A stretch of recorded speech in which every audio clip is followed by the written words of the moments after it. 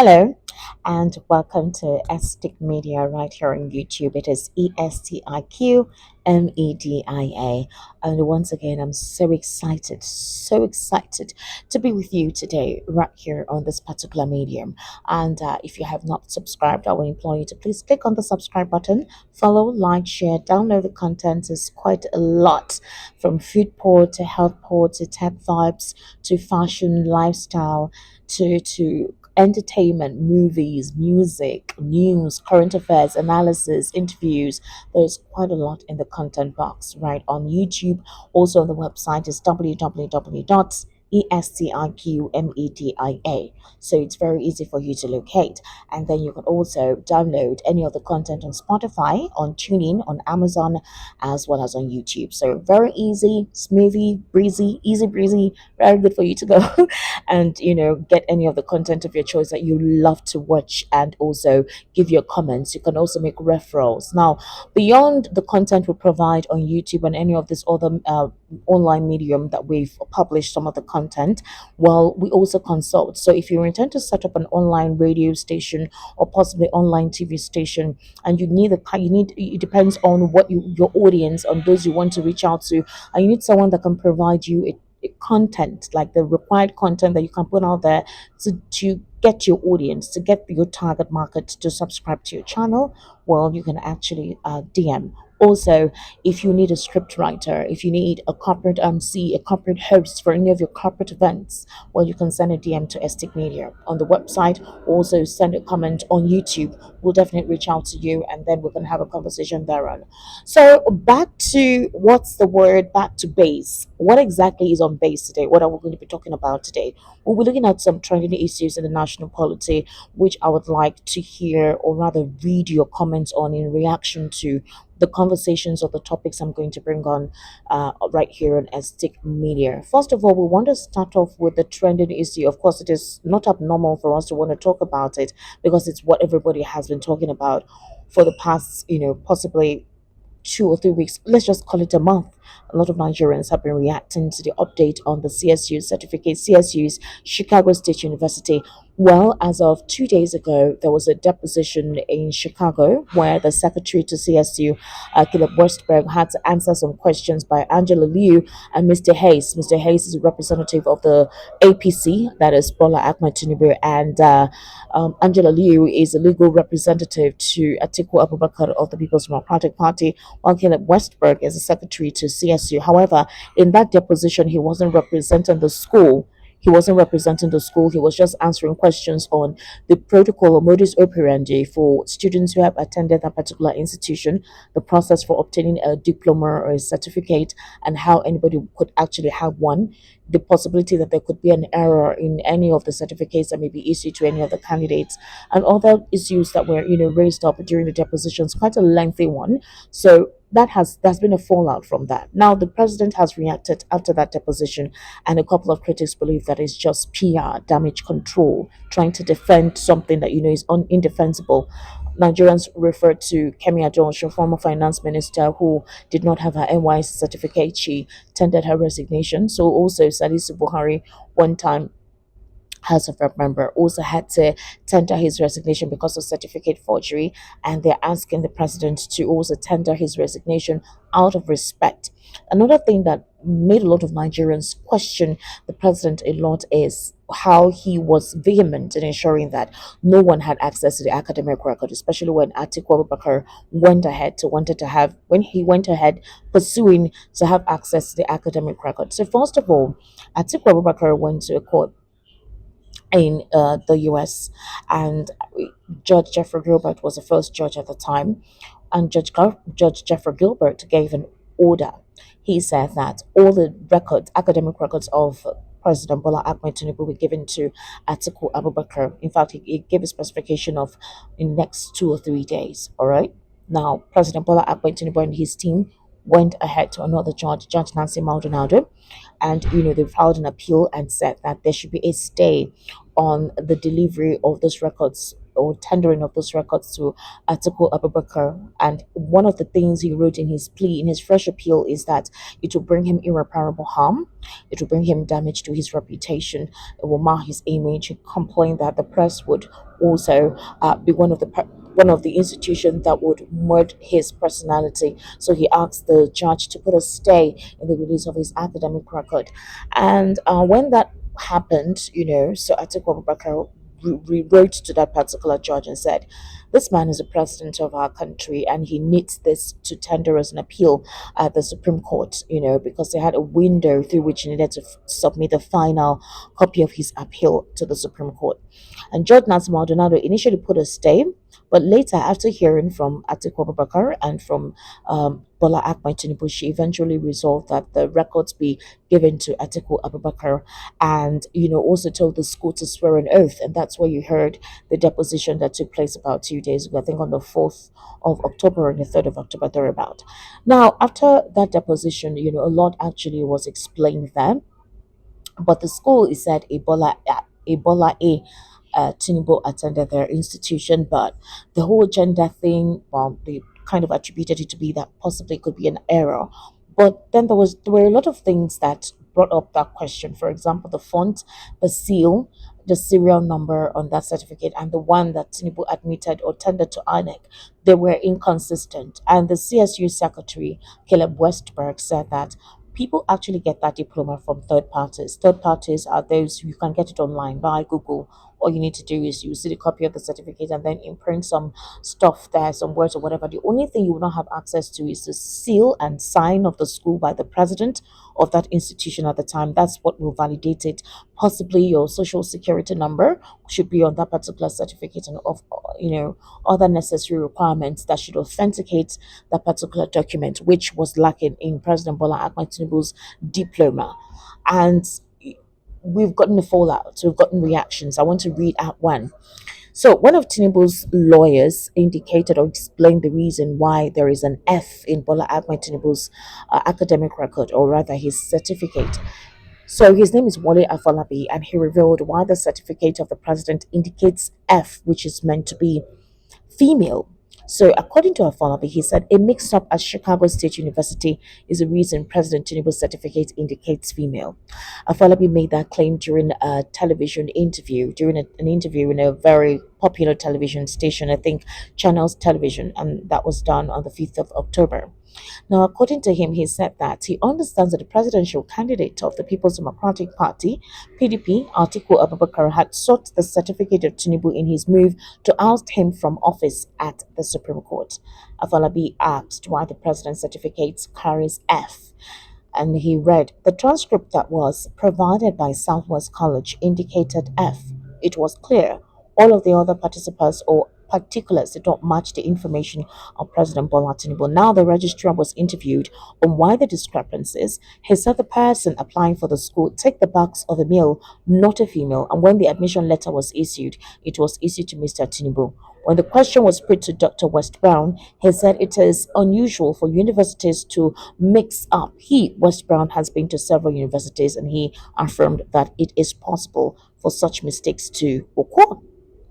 So, of course, he spoke on the discrepancies in the signatures and the certificate. Afolabi said that certificates were not issued at the time of graduation until one applied for them. Now, you recall that this Caleb Westberg man said that they never saw any reorder for or any application to get a copy of the certificate after President Bola Ahmed Tinubu may have graduated from their institution. There's a lot actually about this. He added that the person who issued the certificate Tinubu submitted to INEC might not have been in the university in 1979. He added that the person who issued the certificate Tinubu submitted to INEC might not have been in the university in 1979. So, like I said, there are quite a lot of inconsistencies. I want to hear what you had to say based on this. How would the person not be in the university in 1979? The president said that Elnora Daniel was the president of the university at the time. He mentioned her name. Now, Elnora Daniel was not in the university in 1979. Elnora Daniel came as a member of that institution in 2008. So why was her name there as the president or somebody who also signed that seal? So do you just forge somebody's signature on your document? That's a question a lot of people are asking. Honora Daniel on her part is saying that she's going to sue President Bola Ahmed Tinubu because she doesn't know his name. How would she be the one to sign that academic record when she was not even in the institution at the time? So, in what way would she have been able to sign that document? And that she came to that school in 2008. She doesn't know anybody bearing that name. Bear in mind as well that she said she's going to sue the president because she was waiting for the record to be released to Atiku Abubakar. We're yet to see her sue. I have a feeling that the president will reach out to her, apologize, and tell her that she doesn't have to. But we're yet to see her on whatever suing she says she's going to do. Also, you remember that the FBI said 2,500 documents on President Bola Ahmed Tinubu would be released from October. Well, this is October 6th. We haven't seen anything. The idea is that 500 documents per month until 2,500 of those documents have been exhausted. I don't know what we expect to see in that FBI document. I don't know what they intend to release to us, but let's see how it goes. That is one of the situations at the moment that is, on the front burner that is being talked about by a lot of people. Also, another thing that we're going to look into is concerning the fact that there has been a spiral effect on this particular situation. So let's look at this individual who has been very outspoken, all right, concerning this academic certificate. So remember, I told you that this individual, hmm, he has captured the interest of a lot of people. I think he's even one of the persons that made people so interested in this CSU certificate. It's Renan Mockery. If you do not know him, you better know him now. I'm sure you do know him. He has been so outspoken. He says he's a member of the People's Democratic Party and that yes, actually, I would say concerning this CSU academic record, Reno has been an advocate. Like an advocate supporting the president, supporting whatever discrepancies that could have been noted in that particular academic record. However, let me just tell you basically what the new update is. So Reno Mokra has written an open letter to Atiku, PDP over Tinubu's CSU academic record. I'm going to read out to you. You do know that he is a former presidential aide, and he has written an open letter to the People's Democratic Party and its 2023 presidential candidate Atiku Abubakar over the ongoing controversy about President Bola Tinubu's Chicago State University academic records. So, well, reacting, Brennan Mockery said that due to the lingering arguments ahead of the Supreme Court judgment, where Atiku and Peter Obi of the Labour Party are hopeful of defeating Tinubu, Omokri took to his X handle today, which is Friday, October 6th, to address PDP, his supposed party. Now, this is what he wrote. I warned Atiku about Peter Obi. Right now, Makri is saying that you do know he's a strong supporter of Atiku before and during the 2023 general elections. However, Omakri has been seen recently defending President Tinubu against his favorite candidate in the just concluded election. Reno reminds me of News on Wiki. All right, let's go ahead. Now, in this open letter to the PDP on the 6th of October in the morning, Omokri recalled that he warned Atiku about Peter Obi ahead of the 2023 general elections. And he went ahead to say, according to him, he told Atiku about the need to convince Obi not to run for the presidency, noting that doing so would steal a chunk of the party's votes. So, speaking on the issue of Tinubu's academic records being challenged by Atiku, Omokri berated the move, saying it was an act of desperation. He wondered why a party that has produced the likes of Obasanjo, late Umaru Musu Yarudwa, and Goodluck Abela Jonathan would resort to such moves after losing woefully in the presidential election. So I want to read out what he said. He said, what do we now want to prove at the Supreme Court? Even in the unlikely event we are allowed to present new evidence that Bola Ahmed Tinubu forged a diploma for a degree that he legitimately earned? If not for desperation, why would the great PDP that produced President Obasanjo, Yar'Adua, and Jonathan even consider clutching at such weak straws? It's like saying a man forged a check for an account in his name. So he says that it has been said that a person's worst enemy is the individual who feeds their weaknesses and vulnerabilities. The 2023 election is over. Peter Obi defeated us, not Bola Tinubu. By contesting in an election he knew he would not win, Peter Obi stole away votes that would naturally have come to the People's Democratic Party.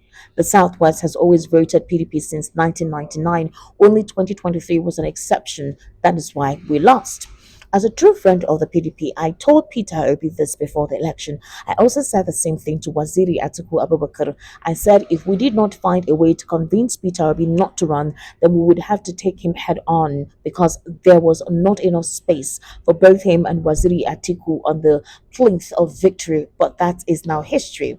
The fact of the matter, or rather, according to him, is that the current trajectory of the party is very and eerily similar to the election denial that prevailed in the Republican Party after the 2020 elections. It's quite a long one. However, I think what he's saying is that if Atiku Abubakar had convinced Peter Obi not to run, under the umbrella of the Labour Party, possibly combine the votes from the Labour Party attached to the votes of the PDP, definitely that PDP would actually have been the ruling party at the moment, meaning that Atiku Abubakar would have been the president now, but that Atiku Abubakar was not strong enough to convince Peter Obi not to run, and that is why it feels like the Labour Party took a large chunk of their supporters away from, the PDP, and that's why they're second based. And he's asking Atiku, why are you actually going after the CSU certificate? You cannot even tender it.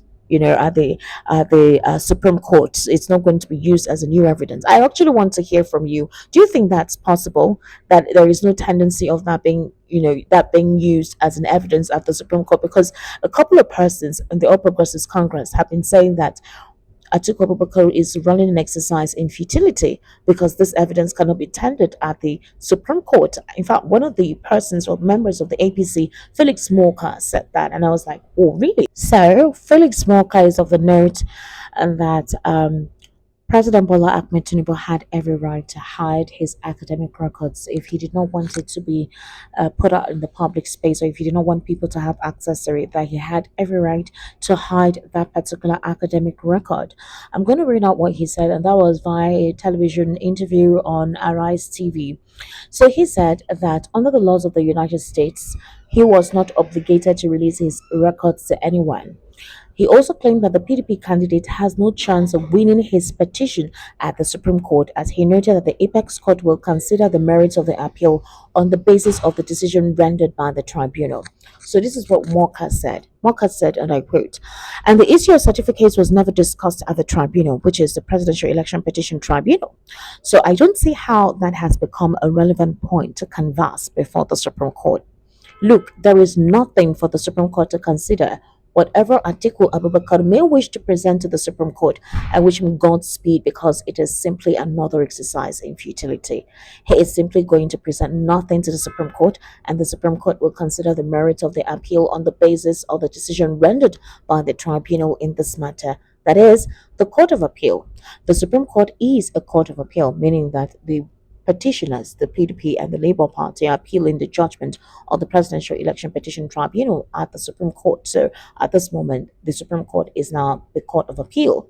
So he is saying that at this particular point in time, no fresh evidence can be tendered at the Supreme Court because the Supreme Court would have to work with what was presented by the petitioners at the Presidential Election Tribunal.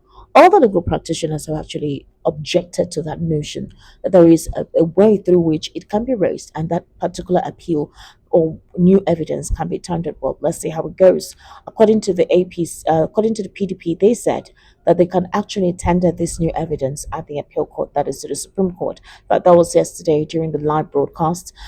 Carlo actually stated that they have been able to meet some conditions stipulated by the Supreme Court if at all they need to tender any new evidence. Well, for the legal team of the APC, they are very confident and they are standing firm that the Supreme Court wouldn't, this particular exercise in getting that particular controversial record of the president would be of no use at the Supreme Court, and so thereby President Bola Ahmed Tinubu remains a president regardless of what Atiku Abubakar wants to do. So for the legal team of the president to actually hold on to that, to stay firm to that, I think it explains a lot. I don't know. You need to tell me what you think. I don't know if that is basically what it obtains or what exactly that is what it stipulates. But with that certainty coming from the legal team of the president, I really don't know. But at this moment, this is basically what is trending in the polity.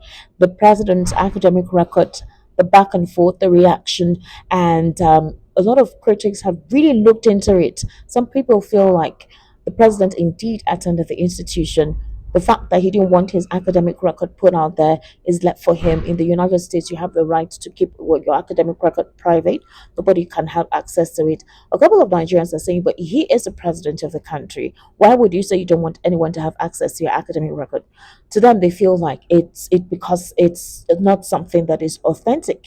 It's not something that is original, and that's why he is afraid of letting anyone have access to it. I don't know how true that particular statement is, but based on the facts on ground, based on the back and forth, one would the curiosity out there is, why was the president skeptical to let anyone have access to that document? That's basically what everyone is asking. What exactly was making the president hesitant not to let anyone have access to it? The back and forth, the conversation we're talking about now, is this what the presidency was trying to avoid? A couple of critics feel that the president's CSU academic record shouldn't be a thing of priority. Nigerians are really groaning in poverty. There is multidimensional poverty. We're currently experiencing 1,000 and something to the dollar. It's another difficult situation. Also, there is a tendency that if the price of fuel is not increased at the moment, the Manufacturing Association of Nigeria is saying that things are so difficult they would have to skyrocket, increase prices of their produce. Now, even Ipman too is saying the same thing about a possible increment of fuel. Unless something is done as soon as possible, that means possibly continuation of fuel subsidy, because at the OPEC market, the price of fuel has increased. They can't continue to pay the current price template with which we use to buy petrol. All of these and more is basically what is going on in Nigerian polity. So I'd like to know or hear what you think. If you're a lawyer, if you're a legal practitioner, you can help us explain some of these issues better. How the APC think that this particular exercise by the PDP is definitely an effort in futility, and that the APC insisting that the president indeed attended that institution. Now, if the president indeed attended that institution, why is it the school could not validate the diploma certificate that he attended to ANEC? They couldn't consider it to be authentic because the serial number, the social security number, the font and the seal, none of that was there. And the Honora Daniels that they said was the president at the time was not the president. So that's what is, the whole questioning is all about. My name is Esther Machko. Make sure you subscribe, like, share, give me your comment, tell me what you think. All right, be good.